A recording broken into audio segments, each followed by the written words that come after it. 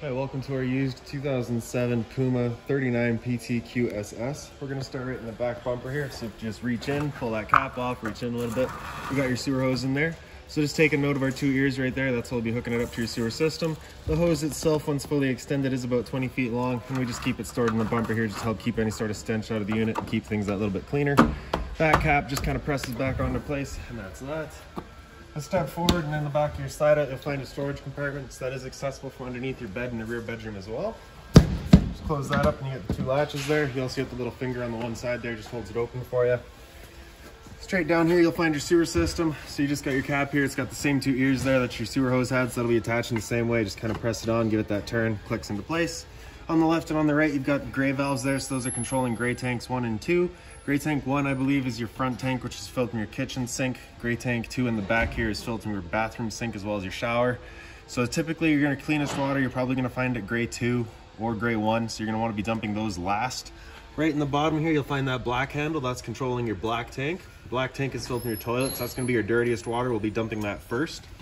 Once that's drained out, you do your two grays, just helps keep that hose a little bit cleaner. Straight up from there, you've got your exterior shower here, so you're going to get a key just like this guy here. You can stick it on into there, open it up, and you can see you get your standard hose here, standard head, hot and cold water. So if the dog is out getting muddy, you can spray him off before he gets inside. Just tucking that back in, and then going to lock that back up, and that's that.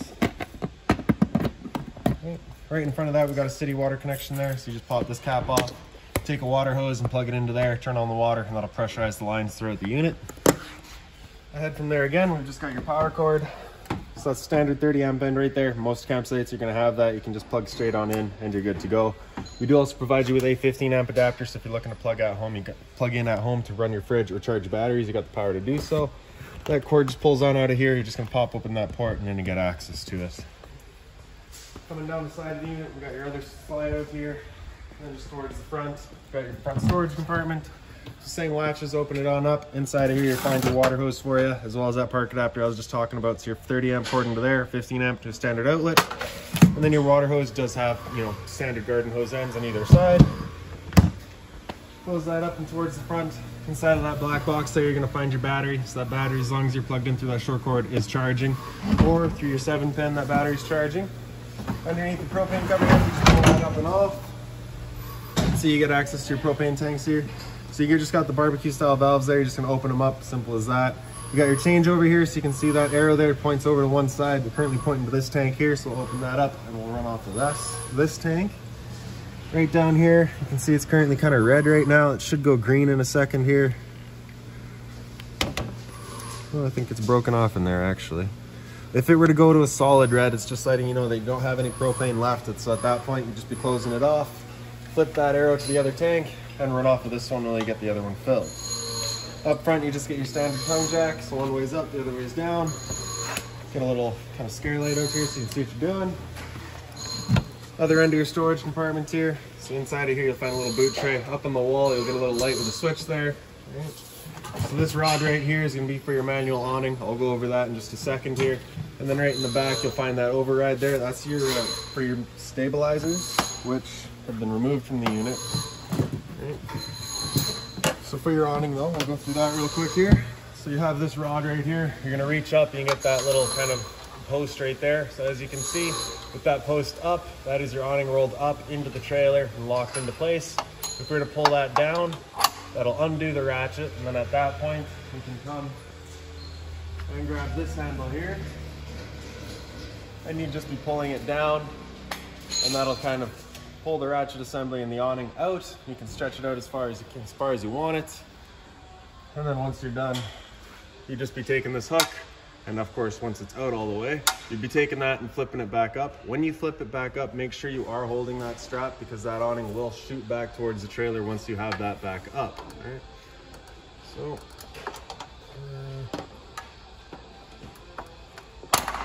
all right.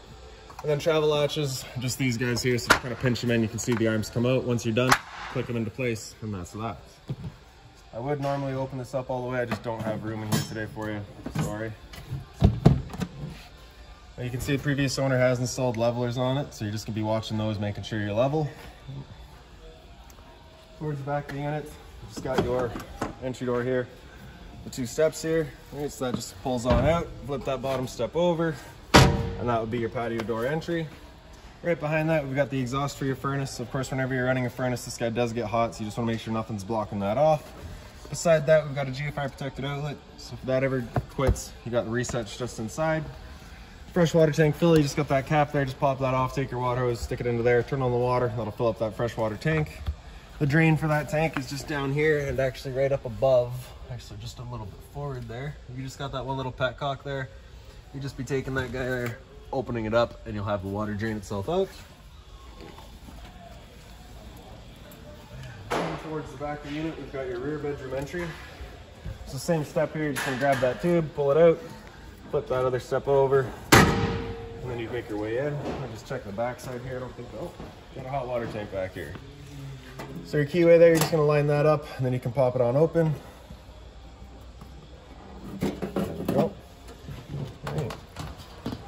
So before you ever turn it on, you just want to hit this pressure relief valve right there. If the hot water tank were full, you'd get a little bit of water coming out right there. Unit is currently winterized, so we've got this empty right now. If it were full though, like I say, you'd open that up, you'd get a little bit of water out, letting you know it is full. It's safe to fire it up.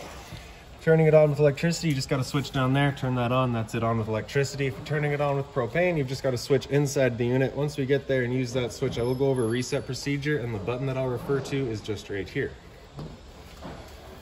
Closing it back up, you just got those bottom posts, you're gonna line those up, press it back into place, and lock it back down to that keyway. And on the other side here, we got a cable and satellite inlet. It's just gonna plug into there, fire up at your TV location. And then down below is just another GFI protected outlet. Sorry. Cable and satellite inlet as well as a phone inlet. All right, then you get the ladder to get up top and check your seals. So we'll just make our way inside the unit. And we kind of just gotta sneak through all of this to make it up front to our slide out switches.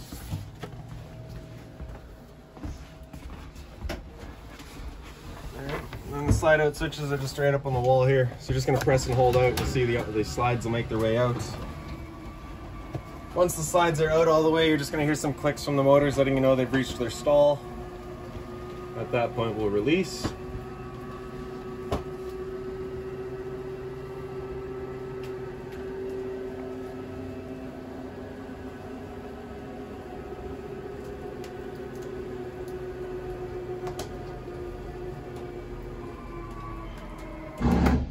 And there we go.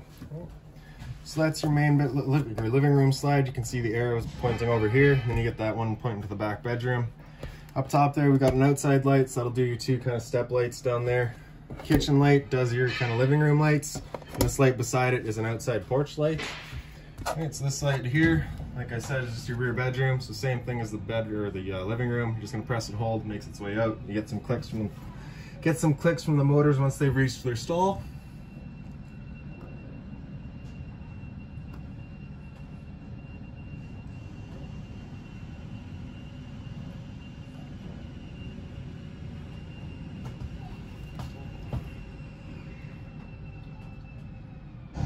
There we go. Straight underneath your cabinets here, your cupboards, you do have a couple of lights there, just on their own center switches. And a little toilet paper towel dispenser. And then on the other side here, you can see we just got your owner's manuals, a little bit of a note from your previous owner, just some good habits there, as well as your keys. Remotes here. There is a subwoofer back here as well, which is connected to one of the stereos. I'll go over that in a second here. A bit more storage. That plug-in right there is for your microwave. A little bit of a liquor cabinet above the microwave. Microwave itself is pretty standard, just like home. Not much I can teach you there. Below that, we got your stove, so you get the light switch on the left, your fan on the right. So of course, propane stove is putting off fumes whenever you're using it, so you want to make sure that fan is turned on, evacuating said fumes. Before lighting up your stove, you're going to want to start from the back. Turn that up to high, hit it with a lighter, and she fires right up. Same thing on the other side. There you have it. So the switch on the side there turns on your oven light. And once we open that up, right in the center here is your oven. So if you just turn over to your desired temperature, just kind of press that knob in and hold it. You can hear that clicker going. And then once it stops, that's it fired up. And then you just turn up to your desired temperature, and after that it's pretty well all automatic. Once we're done, just turn it back down to off, and that'll turn it all off. Down below that is kind of your warming tray. And below the sink, you get some storage here as well. Bit more storage there. So a couple of just spare parts that the previous owners left behind, so we've left those for you as well. At the sink, you get hot and cold water, of course, the mobile head. Previous owner also left the little traps in there, so we got those for you too. On both sides. Up behind the stove there, we've got your monitor panel. So on the bottom right, we've got your water pump. Turn that on, turns on your water pump, drawing out of your fresh water tank to pressurize your lines.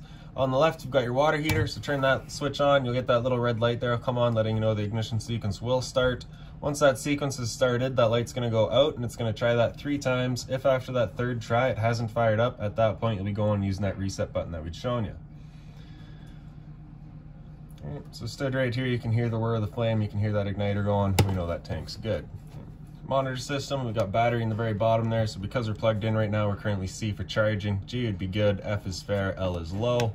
Fresh tank, so as you fill that up, you'll go to a 1/3, 2/3 and full. Same idea for your gray and your galley. So that galley is gonna be, I believe, your kitchen sink, and gray is gonna be your bathroom sink as well as your shower, and then black, like I said, is your toilet. So you get all your storage there. Right down here, this little black box is an LP detector, so propane's heavier there. It'll sit on the floor, the scale detect and start going off. Fire alarms, or sorry, fire extinguishers just right there. So just pulling that guy out of there, pull the pin, point and shoot, standard.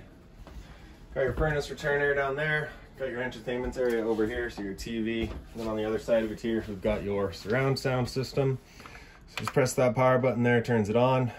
We got it on radio right now, so you got your volume. You do have speaker set A, B, and C. The only speakers that are set up though are your speaker set A, which is your surround sound up on the ceiling there. So you get your center, left, right, and then your 2 rears there as well. And that is the speaker system that is wired in with your sub that was in that storage compartment there. So if we go into function and press that, we can go around to input 1, input 2, and then you get disc and then TV. So that is what is hooked into the TV to give you that surround sound. And then just back to radio. Beyond that, pretty well straightforward. Down below that, it's just another radio. Same sort of idea. The only difference here being that B and C are hooked up. Your speaker set B is your bedroom set of speakers. Speaker set C is your outside set, and A is blank. Beyond that, works pretty well just the same. Power button there. Volume, Seeks, there you have it.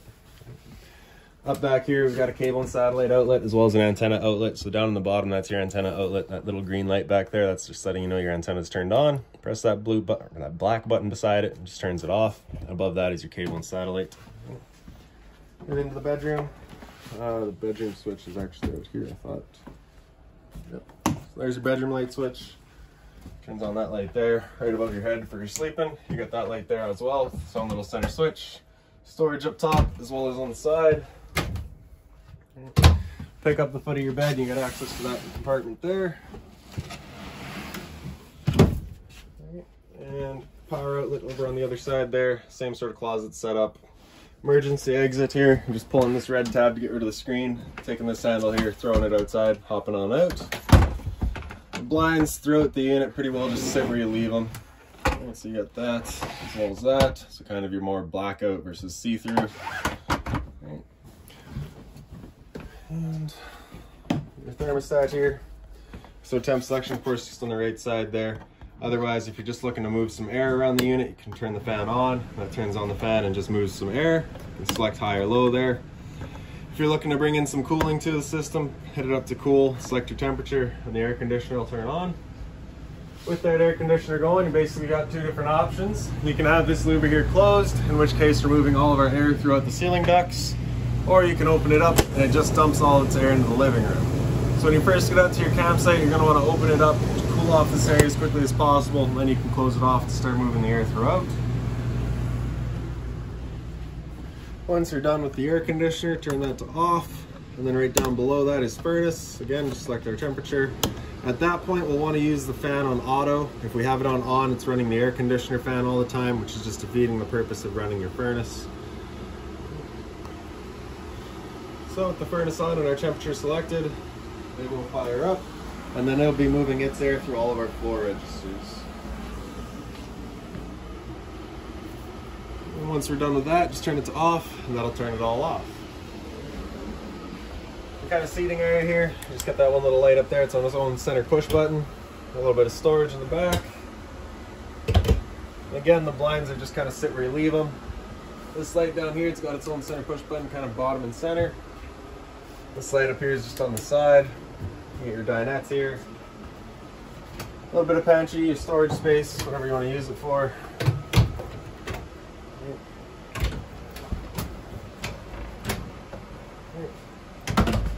Then your household fridge. So because it is household, it is 120 volt only. You do need to be plugged in for it to be working. And then back into the bathroom here. So once you get in here, a light switch is just up on the wall here. The one on the right there does your shower light. The one on the left does the bathroom light. Fan switch right at the top there. The fan will only turn on if the lid is open. So you do just kind of got that dial in the back there. You can open it up. Previous owner did install a max air roof vent cover, so you can just leave that open in the rain as well. Speed controls in the back corner there, and there's also a fuse right there, so if it ever doesn't work, it's the first thing to check. Close that up and it'll automatically turn off. You can turn off the switch there as well. For your toilet, you're just going to lift up the lid there, flushers front and center. A bit more storage behind it. Travel latch for your shower is just that guy there, so we're just going to slide that down and you can open it up. And then you just get your standard hot and cold, standard hose, standard head. Closet space here. Power outlet in the back, so if you wanted a washer and dryer, I'd assume this is where it would go. Medicine cabinets here. GFI reset down below, so test on the bottom, reset on top.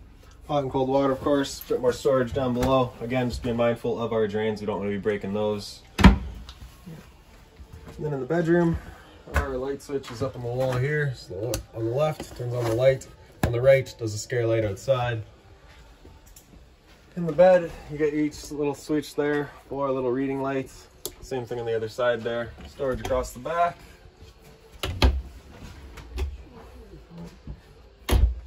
And like I said, outside, if we just pick up the foot of this bed here, you do get access to that storage compartment. Closet space beside us here. And then all the drawer space down there.